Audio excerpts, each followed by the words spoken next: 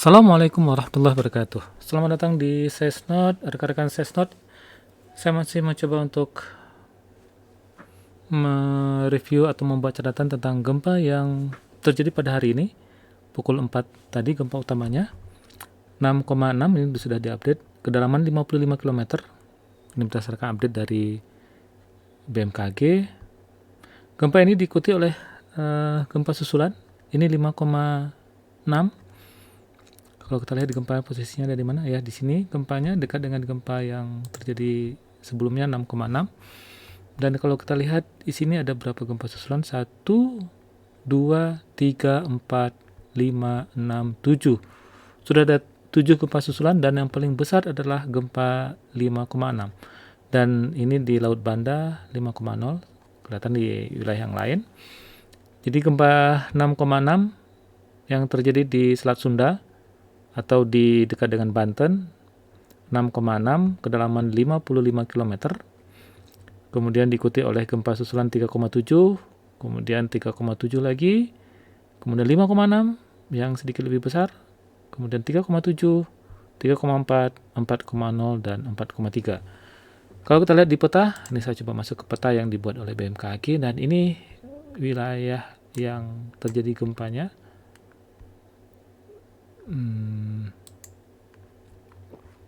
Kita lihat ini gempa yang terjadi tadi, dan ini gempa 6,6, kemudian disusul oleh sejumlah gempa susulan. Tadi ada 7 gempa susulan yang terjadi setelah gempa 6,6. Dan ini yang kita lihat dari USGS, ada 2 gempa 6,6, kemudian gempa berikutnya 5,4. Ini kelihatan gempa susulan, dan kita lihat di sini nih ada Java Trends atau zona batas tumbukan ya, zona subduksi bisa kita sebut seperti itu, antara lempeng Indo-Australia dan ini bagian dari blok Sunda atau juga bagian dari lempeng Eurasia yang mendorong kemudian terjadi tekanan secara tektonik, kemudian dirilis dalam bentuk gempa, dan gempa yang terjadi hari ini adalah bagian dari gempa akibat aktivitas subduksi. Dan kalau kita lihat dari ini gempa yang tadi, ini gempa 6,6 dan ini gempa 5,7 ya. Ya, kalau kita lihat dari BMKG menyebutkan 5,7. Kalau dari USGS menyebutkan 5,4. Dan ini 2 gempa, ini gempa utamanya dan ini gempa susulan. Dan kelihatannya masih ada beberapa gempa kecil di situ. Nih masih ada gempa-gempa kecil yang terekam. Dan juga ini gempa kecil ya, yang terekam di stasiun BBCI Bung Bulang, Garut, Jawa Barat. Dan sangat jelas terlihat, dan 2 gempa ini kalau kita lihat overscale ya, jadi sangat besar tentunya karena 6,7, dan ini gempa keduanya 5,7 atau 5,4 kalau kita lihat dari USG. BMKG menyebutkan 5,7. Nah, kalau kita lihat beberapa informasi yang menyebutkan ada kerusakan. Ya, kalau kita lihat di sini gempa Banten gitu ya. Gempa Banten. Oke. Menyebutkan ada beberapa kerusakan yang terjadi.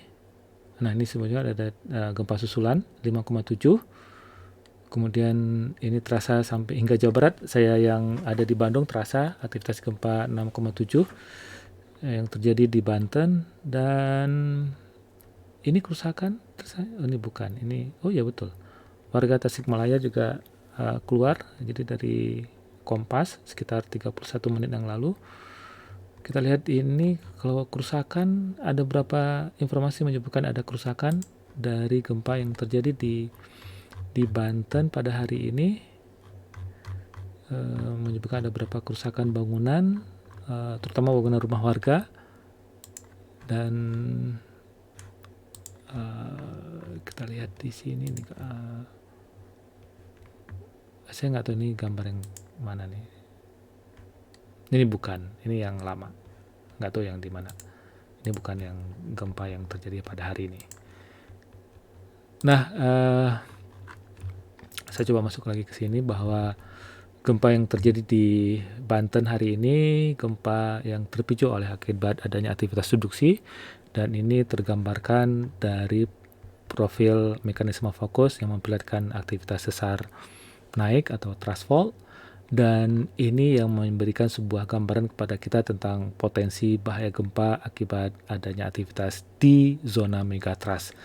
Dan bagian posisi di selatan Banten ini kita lihat ini bagian dari zona subduksi, dan kedalaman sekitar 55 kalau kita lihat dari BMKG tadi menyebutkan 5,55 kedalaman sumber gempanya. Kalau kita lihat di sini ini 55 kedalaman sumber gempanya, dan berikutnya 5,52, ini 52 km, 5,6, dan ini 6,6.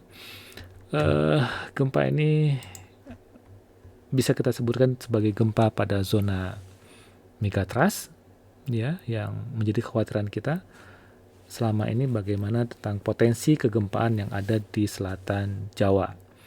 Dan ini harusnya memberikan kewaspadaan kepada kita untuk terus meningkatkan pengurangan risiko akibat gempa, karena kita berada pada daerah yang rentan terjadi gempa.